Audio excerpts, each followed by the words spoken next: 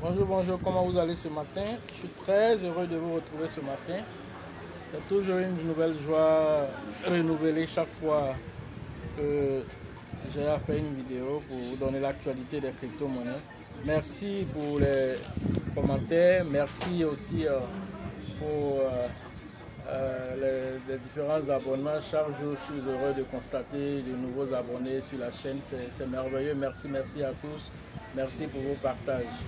Ce matin, nous allons parler une fois de plus encore de crypto-monnaie. L'actualité d'aujourd'hui, c'est la ville de Miami qui a décidé de lancer sa propre crypto-monnaie. Deuxième actu, on va parler d'Ethereum 2.0. Donc, sans plus tarder, allons-y. La ville de Miami a décidé de lancer sa propre crypto-monnaie qu'on appelle le MIA. Et ça, c'est depuis le 3 août dernier que cela a été annoncé. La ville de Miami, son maire, c'est Francis Suarez, qui a décidé de lancer une crypto-monnaie pour aider les projets de la ville, pour aider au financement des projets de la ville. Maintenant, comment ça va se passer? Ils ont fait appel à un groupe qu'on appelle CityCoin. Donc CityCoin va lancer une pièce de gouvernance et grâce à cette pièce de gouvernance, les gens vont aussi recevoir des récompenses en Bitcoin. En fait, j'explique un peu comment le processus se passe, c'est-à-dire que CityCoin a construit à l'aide du protocole de Stack, qui est une blockchain qui est basée sur le Bitcoin. Donc, Stack Protocol va permettre de pouvoir créer des contrats intelligents sur le BTC. Et à partir de là, maintenant, la pièce Miami Coin sera extraite. Voilà comment est-ce que le processus va se dérouler. Donc, première des choses, on prend la technologie blockchain de Stack, protocole Stack, pour extraire des Miami Coins. Et grâce à ces Miami Coins là, vous pourrez avoir des récompenses en BTC.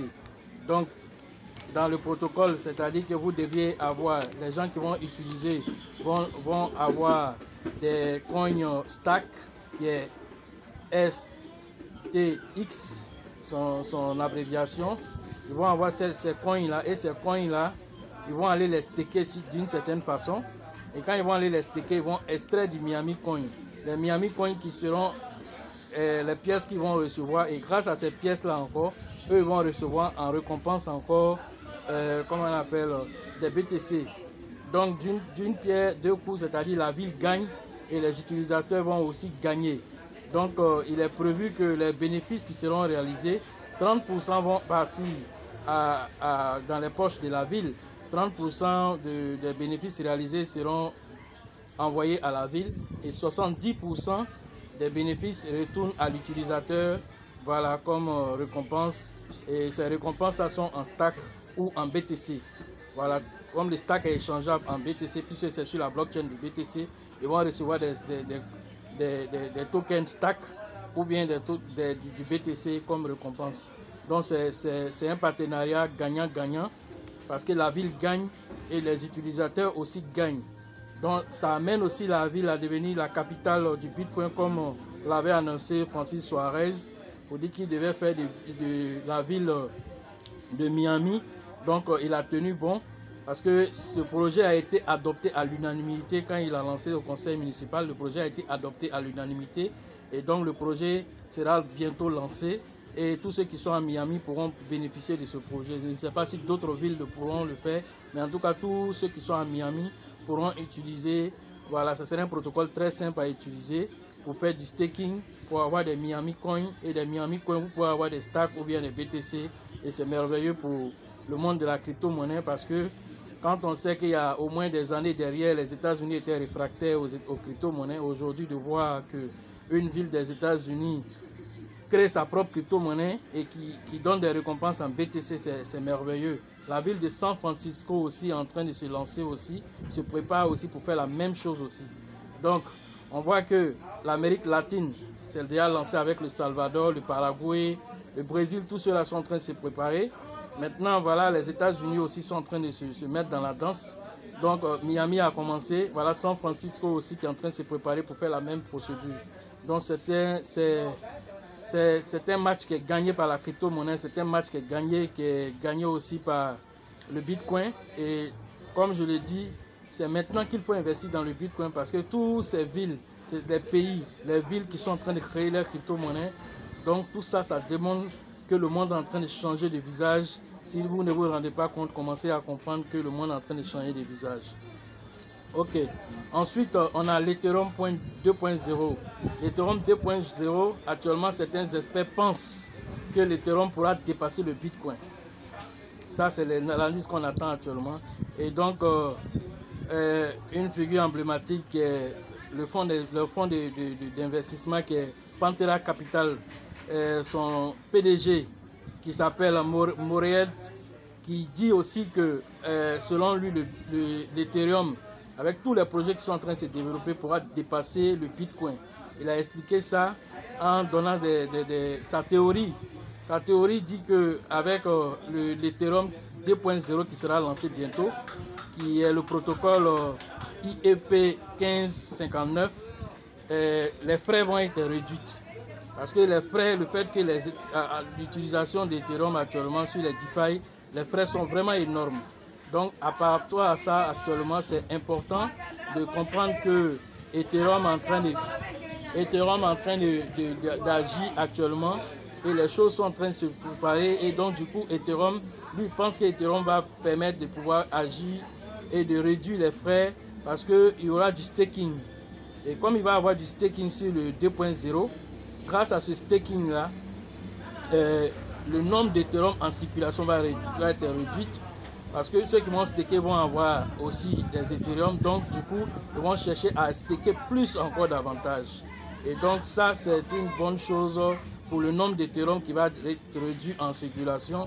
Et donc l'utilisation d'Ethereum va encore croître. Selon lui, grâce à tout ça, l'Ethereum va grossir encore et donc pourra même dépasser le Bitcoin. Et il dit aussi que les smart contracts, les DeFi, qui utilisent l'application, qui utilisent la blockchain d'Ethereum pour essayer de mettre des applications sur la blockchain d'Ethereum, vont encore s'accroître. Il va encore plus avoir de projets sur Ethereum. Et grâce à ces projets qui vont être lancés sur Ethereum, l'utilisation d'Ethereum est en train de grossir parce qu'actuellement, sachez qu'il y a plus d'1 million de projets qui sont lancés sur la blockchain Ethereum. Et cela ne fait que grossir pour aller. Et donc, c'est pourquoi Ethereum est en train de faire cette mise à jour Ethereum 2.0 qui va encore pouvoir accueillir encore plus de contrats intelligents et donc plus d'utilisateurs et moins de frais. Et donc, ça, ce serait bon. Déjà, les informations qu'on a, on sait que le staking qui va se faire sur le 2.0, il faut avoir au moins 32 Ethereum pour être un validateur de nœud. Il faut avoir 32 Ethereum pour être un validateur de nœud. Et ce être validateur de nœud, ça prouve que aussi vous allez recevoir aussi des récompenses. Et donc, actuellement, même les frais de transaction d'Ethereum, grâce à Shiba seulement, les frais de transaction sur Ethereum, sur Uniswap, ont fait grossir les fonds d'Ethereum au point qu'ils ont dépassé plus d'1 milliard de dollars en frais, en gains en frais, grâce à Shiba seulement. Voilà, donc Ethereum a fait plus d'1 milliard de dollars de gains grâce aux frais qui sont générés grâce à l'activité de Shiba seulement. Or, sur Uniswap, il y a plus de 100 crypto-monnaies qui sont là. Mais Shiba qui vient d'arriver et permet à Ethereum de faire tous ces gains-là. Donc Shiba, ce n'est pas n'importe quelle crypto-monnaie. De passage, il faudrait qu'on signale cela. Et donc, le 2.0 va permettre, selon ces experts-là, surtout en tout cas le PDG de Pantera Capital, qui dit que voilà, l'Ethereum va dépasser le Bitcoin. On attend de voir. Sachez déjà que le market cap d'Ethereum est de 306 milliards de dollars et le market cap actuel du Bitcoin est de 737 milliards de dollars. Ils ne sont pas proches, hein? Ils ne sont pas du tout proches, mais dit que l'Ethereum va dépasser le Bitcoin, cela suppose que le market cap d'Ethereum doit être multiplié par 3 pour pouvoir dépasser le Bitcoin. Parce qu'actuellement, le Bitcoin est à 737 et l'Ethereum est à 306. Donc, il y a une marge de plus de 400 milliards de dollars qui doivent être rattrapés par Ethereum et même être dépassés. Donc, qui vivra verra. Mais comme je le dis toujours, si quelqu'un te dit, il veut se comparer à toi et puis dit qu'il va aller se comparer à un grand, quand quelqu'un s'en se comparer à un grand, c'est que lui-même peut devenir un grand. Donc, à bon entendeur, salut, allez-y payer des Ethereum. Ceux qui n'ont pas d'Ethereum dans leur holding, mettez des Ethereum parce que cela veut dire que la bataille sera très longue. Et donc, dans cette même bataille, vous devez profiter de cette bataille entre les deux grands.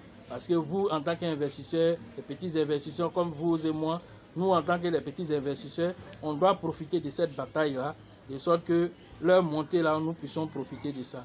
C'est la petite stratégie qu'on peut vous donner de passage pour que vous sachiez que c'est très important que lorsque vous avez ce genre d'informations, vous devez profiter, avoir un peu d'Ethereum dans votre portefeuille, c'est pas mauvais, c'est même pas du tout mauvais.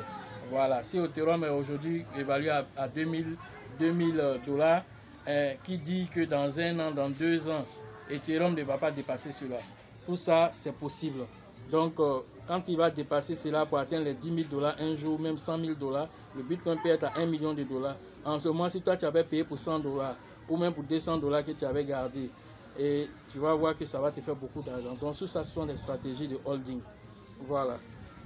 Selon le même PDG de Pandora Capital, il dit que lui voit le BTC pour cette fin d'année 2021 à 80 000 $ ou 90 000 $. Maintenant, il dit aussi que juste un an après, c'est-à-dire 2022, il voit un BTC à 120 000 $ et que dans 10 ans, il voit le BTC autour de 700 000 $, selon son analyse à lui. Et on verra, qui vivra verra, mais ce sont ses analyses à lui et c'est pas n'importe qui. Hein? C'est un fonds d'investissement de 2,6 milliards de crypto actifs que lui gère. Donc s'il le dit, il sait pourquoi il le dit. Donc on doit prendre ça aussi et analyser de notre façon et puis avancer et en essayant de profiter de ces informations.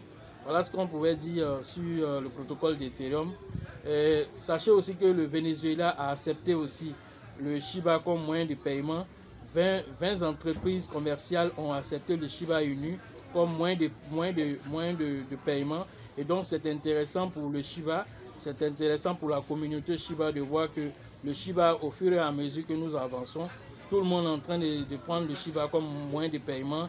Ils sont en train de prendre le projet comme étant vraiment un projet qui peut sauver, un projet qui peut rendre l'économie d'un pays assez stable, parce que le Venezuela, sachez qu'ils ont des problèmes au niveau de l'économie. Mais avec l'intégration du Shiba, selon les analyses là-bas, ils disent que cela va apporter un plus aussi à l'économie. Et donc, tout ça, ça démontre aussi que l'utilisation du Shiba est en train de grandir. Ça veut dire que le nombre d'holders est en train de grandir.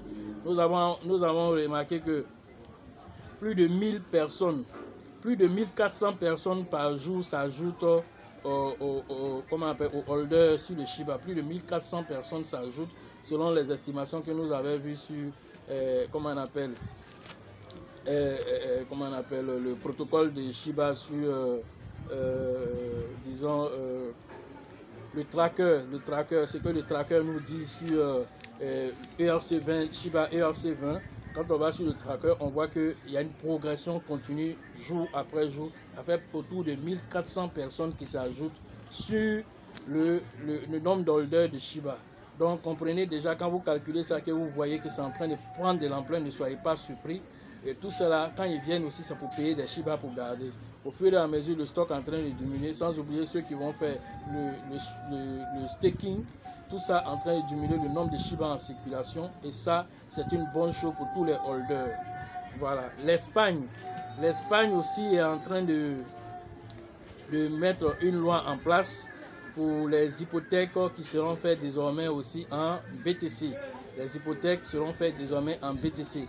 L'Allemagne, 20% des fonds institutionnels sont désormais possibles avec des crypto-monnaies. L'Allemagne encourage les fonds institutionnels à mettre 20% de leurs réserves en crypto-monnaie. Ça, c'est une bonne nouvelle. Donc tout ça, c'est important pour le monde de la crypto-monnaie et dit que vous avez la première des informations. Vous avez ce que les autres n'ont pas encore compris d'abord. et vous n'agissez pas, c'est ce qui n'est pas bon. Vous devez commencer à agir, à prendre tout ça au sérieux, car quand vous avez l'information avant les autres, vous devez aussi prendre les décisions avant les autres pour profiter de ces informations. Voilà ce que je pouvais vous dire aujourd'hui. Pour la formation au Burkina, c'est déjà lancé. La formation, les inscriptions sont lancées, les paiements ont commencé. Il est prévu pour le 14 et le 17 août. Si la date n'a pas changé, je pense que ça devrait avoir lieu parce que les paiements ont commencé déjà. Si on a atteint le nombre de personnes requis pour la formation, alors la formation va se tenir à cette même date-là. Voilà, donc pour ceux qui veulent des informations supplémentaires, on va laisser les inscriptions, les informations dans la description en bas. Pour le leader Dieudonné, vous pouvez le contacter pour vous mettre sur la liste pour faire le paiement avant comment on l'appelle, avant d'avoir bouclé la liste. Donc vous pouvez rentrer en contact avec lui. Pour ceux qui veulent se former aussi en ligne, là mon WhatsApp sera aussi en description. Vous pouvez m'écrire et puis on va vous donner les informations pour que vous ayez vous prenez toutes les informations sur les modules pour votre formation. Merci à vous et restez toujours connectés. Sachez toujours que la chance accorde ses faveurs aux esprits avertis et aux esprits entrepreneurs et que l'avenir appartient toujours à ceux qui voient les opportunités avant que ces opportunités ne deviennent évidentes aux yeux de tous. Je vous salue et restez toujours connectés.